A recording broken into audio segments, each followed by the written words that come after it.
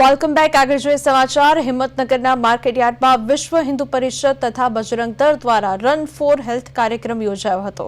ધારાસભ્યના હસ્તે મેરેથોન દોડનું પ્રસ્થાન કરવામાં આવ્યું। હાલમાં યુવાનો નશાના રવાડે ચડ્યા છે, ત્યારે વિશ્વ હિન્દુ પરિષદ તથા બજરંગ દળ દ્વારા રન ફોર હેલ્થ કાર્યક્રમ હિંમતનગરના માર્કેટયાર્ડ ખાતે યોજાયો હતો, જેમાં હિંમતનગરના ધારાસભ્ય વી.ડી. ઝાલા ઉપસ્થિત રહ્યા હતા। જોકે નશામુક્ત અને વિકસિત ભારતના સૂત્ર સાથે યુવકો યુવતીઓમાં નશા મુક્તિ અંગે જાગૃતિ ફેલાવવા મેરેથોન દોડનું આયોજન કરવામાં આવ્યું હતું।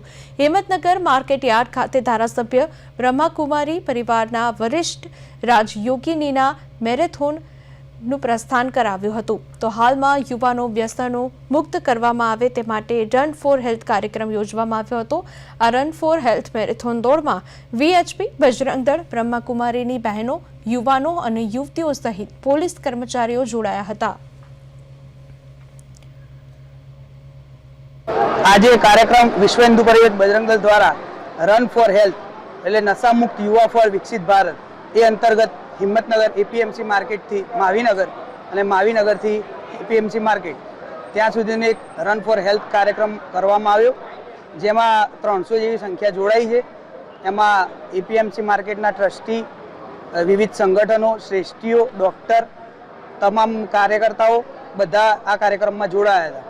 આનો મેઇન ઉદ્દેશ્ય એ છે કે યુવાઓમાં જે વધતું જતું નશો છે એના અંતર્ગત અમે એ કાર્યક્રમ રાખ્યો હતો બજરંગ દળનો।